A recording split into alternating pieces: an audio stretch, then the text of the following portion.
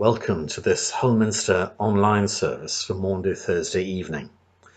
Welcome if you are joining us by video or audio through our website or on social media platforms. My name is Frank White. I'm the interim minister at Minster, and I'll be offering 3 short reflections within chapter 13 of St John's Gospel, which will be read by Bishop Alison, the Bishop of Hull. You may wonder where the name Maundy comes from.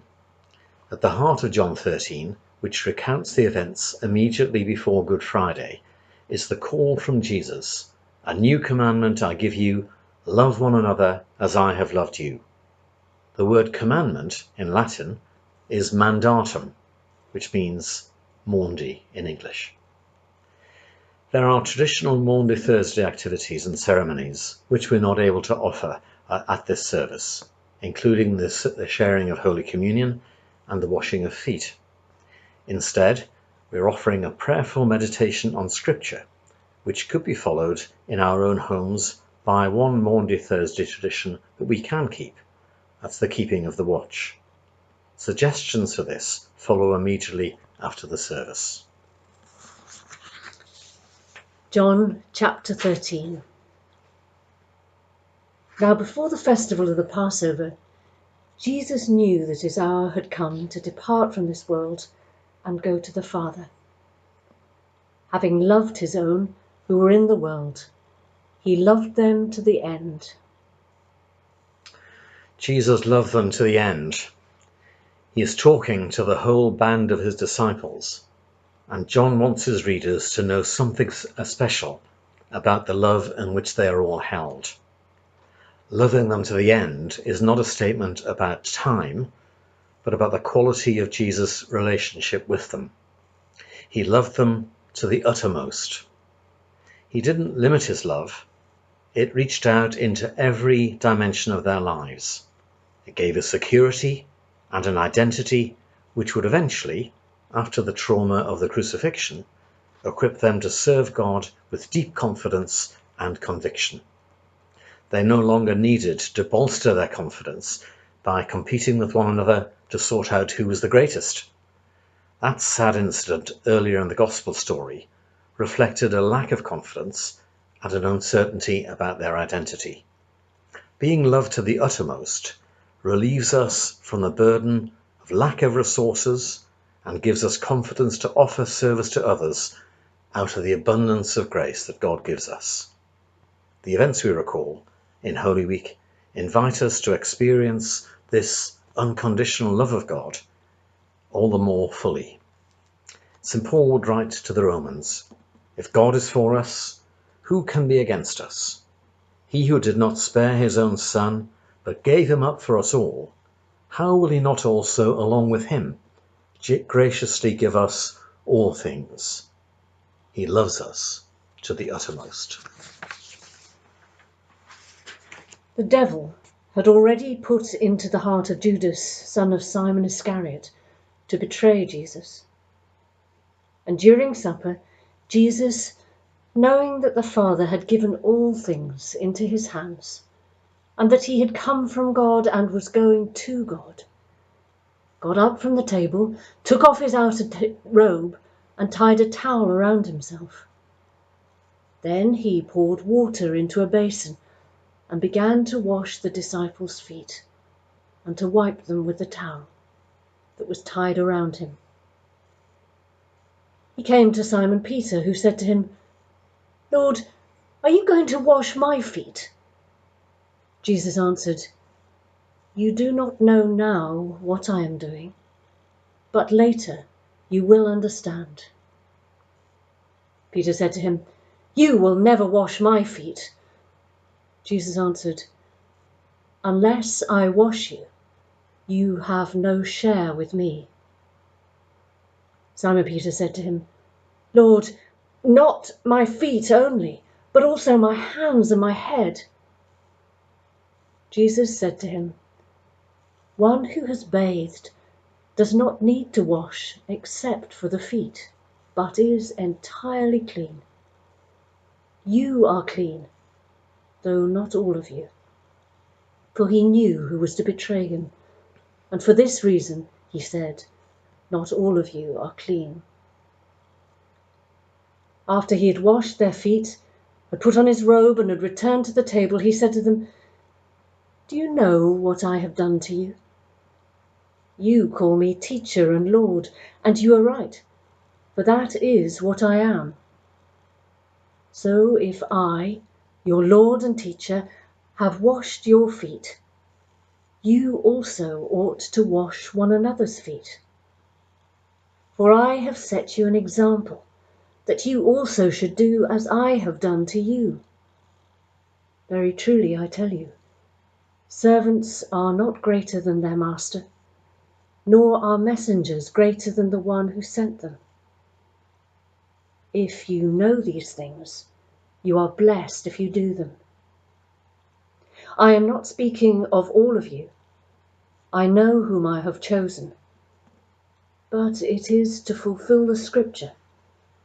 The one who ate my bread has lifted his heel against me.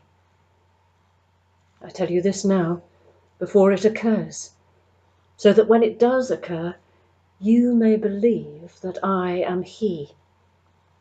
Very truly I tell you, whoever receives one whom I send receives me, and whoever receives me receives him who sent me.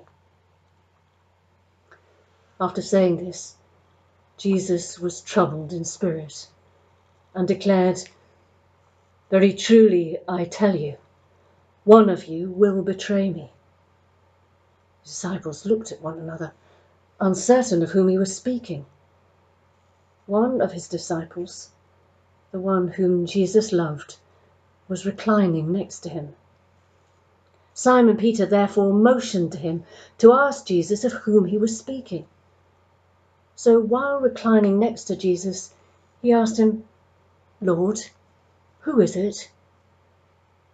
Jesus answered, it is the one to whom I give this piece of bread when I have dipped it in the dish. So when he had dipped the piece of bread, he gave it to Judas, son of Simon Iscariot.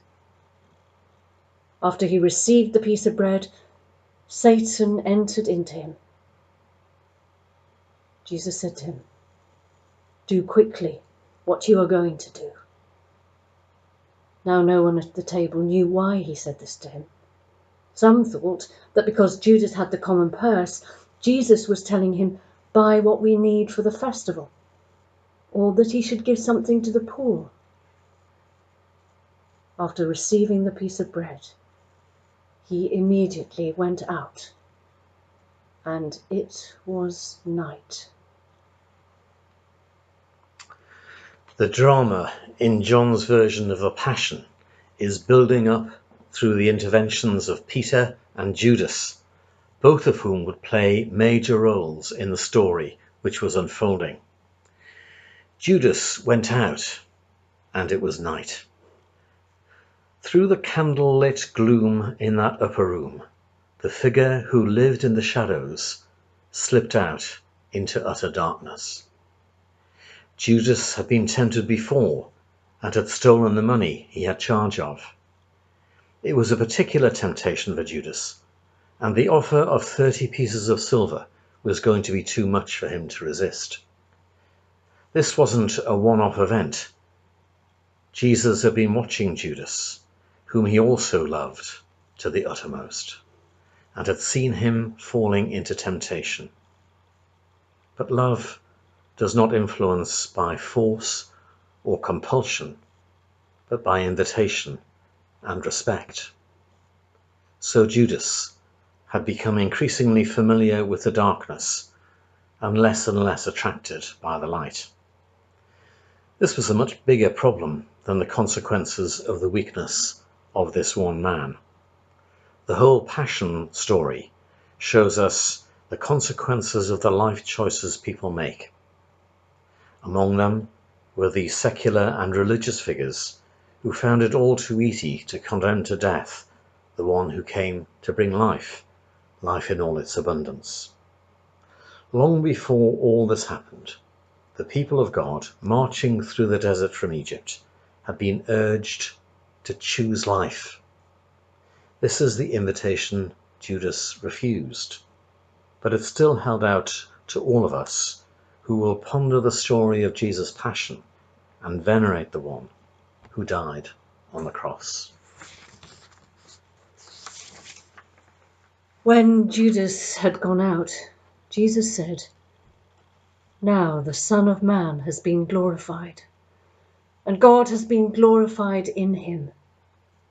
If God has been glorified in him, God will also glorify him in himself, and will glorify him at once. Little children, I am with you only a little longer. You will look for me, and as I said to the Jews, so now I say to you, where I am going, you cannot come. I give you a new commandment, that you love one another. Just as I have loved you, you also should love one another. By this, everyone will know that you are my disciples, if you have love for one another." It was a feature of life when these words were written that people identified themselves as disciples of this teacher or that prophet. When Jesus healed the man born blind, the question that the man, now seeing, asked those who interrogated him was this: "Do you want to be his disciples too?" It was a tongue-in-cheek question, and it received a predictable reply. We are the disciples of Moses, and we know that God spoke to Moses.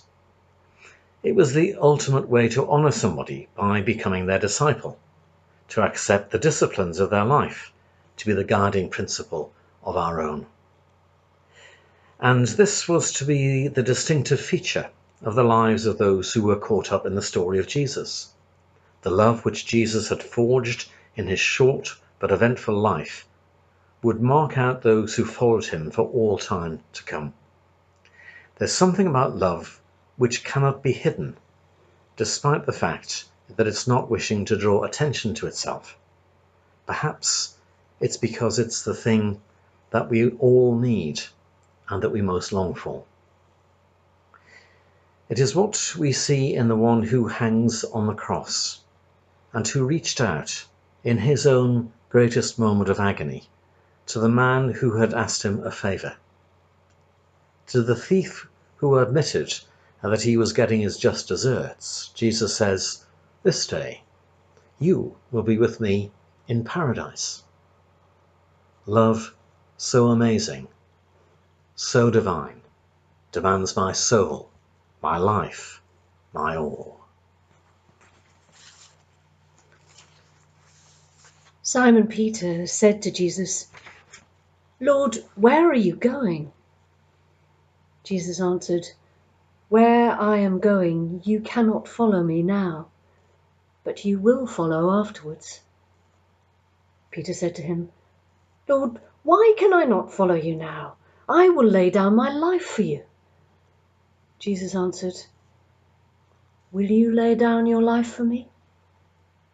Very truly I tell you, before the cock crows, you will have denied me 3 times."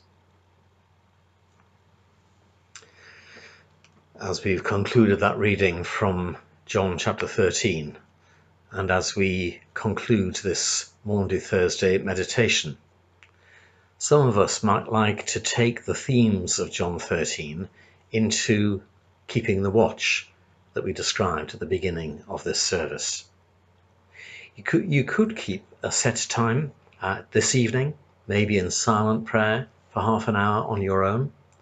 You could pray following the 3 meditations and focus around thankfulness that you are loved to the uttermost, confession, where the temptations common to us all have taken a strong hold, prayer of intercession, that we all may reach out to our neighbours in loving service.